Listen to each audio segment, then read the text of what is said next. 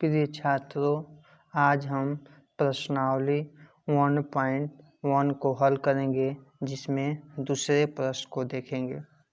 दूसरा प्रश्न है, दर्शाइए कि कोई भी धनात्मक विषम पूर्णांक 6q+1, 6q+3 या 6q+5 के रूप का होता है, जहाँ q कोई क्या है, पूर्णांक है। हम यहाँ देख रहे हैं 6q+1, 6q+3 दिया है, इसलिए हम यूक्लिड विभाजन प्रमेयिका का प्रयोग करके मानेंगे। तो क्या मानेंगे? माना कोई धनात्मक पूर्णांक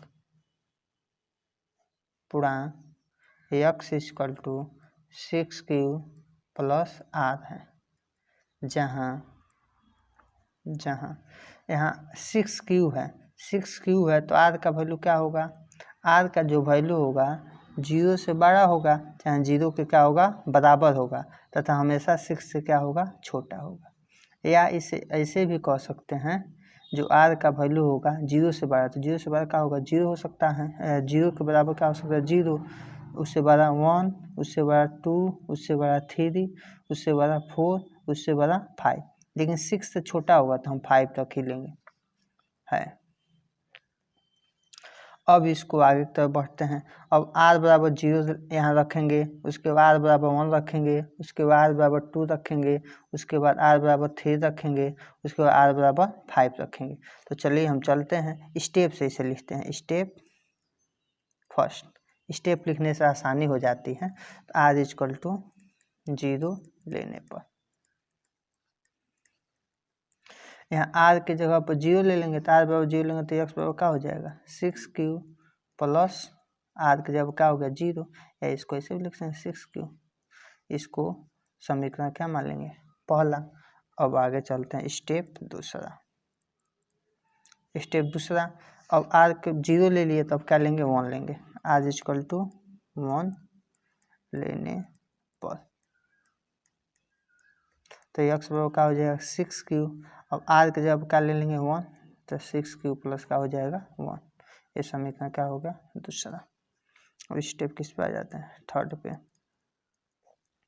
r = अब इसी पर क्या लेंगे, 1 के बाद क्या लेंगे, 2 लेने पर ले लेंगे तो क्या हो जाएगा, x = 6q। अब r के जो r था, r के जब क्या हो जाएगा, 2 हो जाएगा। समीकरण क्या हो गया, थर्ड स्टेप। अब चौथा, 0 ले लिए, 1 ले लिए, 2 ले लिए, तो r बराबर क्या ले लेंगे, 3 लेने पर तो क्या हो जाएगा, x r के जब क्या हो जाएगा, 3 हो जाएगा, तो 6q प्लस क्या हो जाएगा, 3। ये समीकरण क्या होगा, चौथा। पहला, दूसरा, तीसरा और चौथा। अब आगे चलते हैं स्टेप पाँचवा। स्टेप 5, r = 3 ले लिए, तब क्या लेंगे, 4। बहुत आसान है। तो x = क्या हो जाएगा, 6q, r के जगह क्या हो जाएगा, 4, क्या होगा, पाँचवा। सॉरी, पहला, दूसरा, तीसरा, चौथा, पाँचवा, सब ठीक है। स्टेप 6, 0 ले लिए, 1, 2, 3, 4, अब क्या लेंगे, 5 लेने पर तो क्या हो जाएगा, x = 6q। अब r की जगह क्या हो जाएगा, 5। अब हम इस 6 समीकरण में क्या देखते हैं, यहाँ 6q है, यानी किसी भी संख्या से, किसी भी पूर्णांक में अगर सम संख्या से गुणा होगा तो सम संख्या आएगा। यहाँ भी सम संख्या है, यहाँ भी क्या है, सम संख्या है। अब यहाँ भी देखिए, यहाँ भी सम संख्या है, यहाँ भी सम संख्या है, लेकिन यहाँ और यहाँ क्या है, विषम संख्या है। तो हम क्या देखते हैं, समीकरण फर्स्ट, समीकरण थर्ड, समीकरण फिफ्थ, ये तीनों में देखते हैं कि ये सम संख्या के रूप का है। यहाँ भी जैसे 6 है तो सम संख्या है, तो सम संख्या किसी गुणा होगा तो भी समय संख्या प्राप्त होगा। यहाँ भी सम संख्या का गुणा किसी से होगा, सम संख्या है, 2 है भी सम है, 8 करेंगे तो भी सम संख्या। यहाँ देखिए ये भी 6 है, किसी पूर्णांक में गुणा होगा तो भी सम संख्या हो जाएगा। ये सम संख्या 8 करेंगे फिर भी क्या आएगा, सम संख्या होगी। तो हम लिखेंगे क्या, समीकरण पहला, तीसरा व पांचवा से पता चलता है कि यह समधन पूर्णांक है। समधन पूर्णांक है। अभी बताए कैसे ये समधन पूर्णांक है।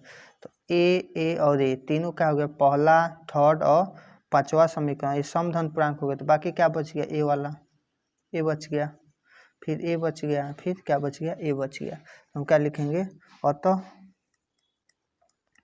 6q+1 या 6q+3 या 6q+5 विषम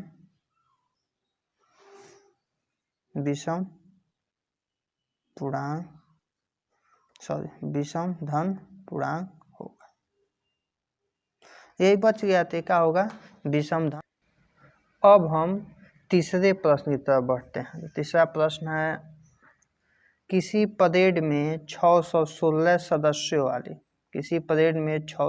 सदस्यों वाली एक सेना की टुकड़ी को 32 सदस्यों वाले एक आर्मी बैंड के पीछे मार्च करना है।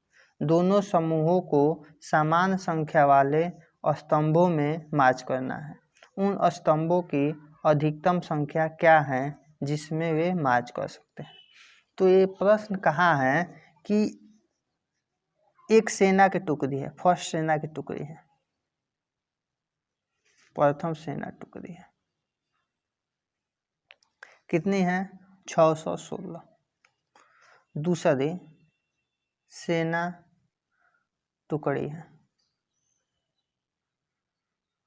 ये आर्मी बैंड का है, आर्मी बैंड वाले हैं, कितना है, 32। ये 616 हैं, आर्मी बैंड वाले 32 हैं। एक दूसरे को ऐसे सेटिंग इसका करना है। इसमें देखिए कह रहा है कि 616 सदस्यों वाली एक सेना की टुकड़ी है और 32 सदस्यों वाली एक सेना की टुकड़ी है। ऐसे एक दूसरे के पीछे मार्च करना है कि दोनों समूहों की संख्या क्या रहे, समान संख्या वाले, दोनों समूहों की संख्या क्या रहे, समान रहे। तथा और पूछ रहा है उन स्तंभों की अधिकतम संख्या ज्ञात करें। समान हो तथा अधिकतम हो तो इसके लिए हमको क्या निकालना पड़ेगा, एचसीएफ निकालना पड़ेगा। क्योंकि हम जानते थे कि हाईजेस्ट, एचसीएफ मतलब होता है हाईजेस्ट कॉमन फैक्टर, यानी दोनों में अधिकतम कॉमन क्या है। यहाँ अधिकतम क्या कह रहा है, पूछ रहा है। तो यहाँ लिखेंगे कुछ नहीं, यहीं से देख के बस लिख देंगे, अभिष्ट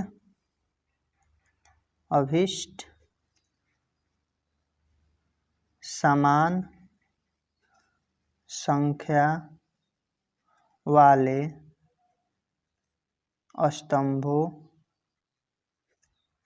स्तंभों के लिए किसका, 616 व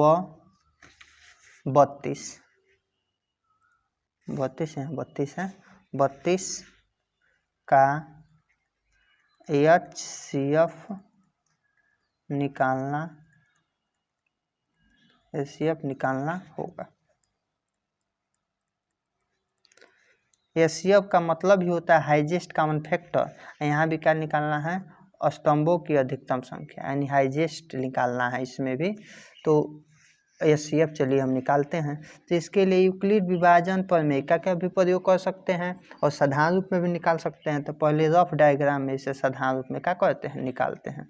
तो क्या है, 616 बड़ा है, छोटा क्या है, 32 है। तो 32 से डिवाइड करेंगे तो 32 करने 32, 11 में से 2 जाएगा 9, यहाँ बचेगा 5 में 3 जाएगा 2, ये 6 है तो 6 उतार देंगे। अब कितने बार में जाएगा, 9 बार में जाएगा, 3 9 27।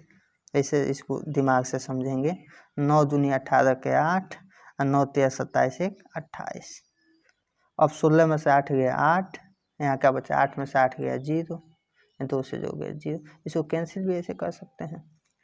अब 8 शेषफल बच गया, तब इसमें से डिवाइड किया जाता है। तो 8 से डिवाइड, 8 चौको 32, यही आपका HCF हो गया।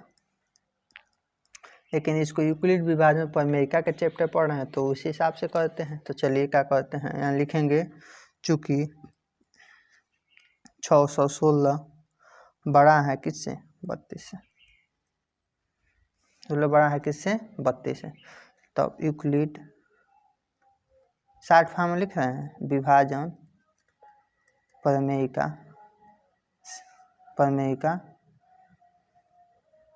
A = BQ + R से। अभी पिछले वीडियो में हम पहले प्रश्न को इसी तरह से क्या किए थे, हल किए थे, BQ + R से, जहाँ R का वैल्यू 0 से बड़ा या 0 के R का वैल्यू 0 से बड़ा या 0 के बराबर तथा B से क्या होता है, छोटा होता है। जब तक यूक्लिड विभाजन प्रमेयिका का प्रयोग करते हैं तब तक R का वैल्यू क्या ना आ जाए, 0 ना आ जाए, R का वैल्यू क्या ना आ जाए, 0 ना आ जाते हैं। R का वैल्यू क्या आ गया था, 0 आ गया था। यहाँ लिखेंगे स्टेप फर्स्ट क्या लिखेंगे, स्टेप फर्स्ट लिखेंगे तो इसमें देखिए ऐसे देखेंगे, स्टेप फर्स्ट पहला कार्यक्रम यहाँ तक किए हैं। तो क्या कितने बार में क्या है, यहाँ A की जगह क्या है, 616 है, 616 है, तो यहाँ क्या लिखेंगे 616। इसका इसमें मल्टीप्लाई हो जाता है तो 32, B की जगह 32 है और Q की जगह का है 19 है। R का वैल्यू कितना बचा है, 8, ये 0 है तो R नॉट इक्वल का है 0, 8 तो 0 नहीं है तो R नॉट इक्वल टू 0। तो स्टेप किस पे आ जाएंगे, सेकेंड, स्टेप सेकेंड। और स्टेप सेकेंड यहाँ है, यहाँ देखेंगे, इससे आसानी हो जाता है। तो ये क्या हो गया, ये 32 है तो यहाँ 32 लिख देंगे। कितने बार में गया है, 4 बार में। किससे गया है, 8 से। शेषफल कितना बचा है, 0, और शेषफल क्या हो गया, 0 हो गया। तो R = क्या हो गया, 0। अतः यूक्लिड, यू लिख देते हैं, विभाजन प्रमेयिका यही समाप्त होता है और HCF बराबर क्या हो जाएगा, 8 हो जाएगा, HCF का हो जाएगा 8 हो जाएगा। अतः अभिष्ट स्तंभ = कितना हो जाएगा, 8। ये हमारा क्या हो जाएगा, answer. Thank you very much.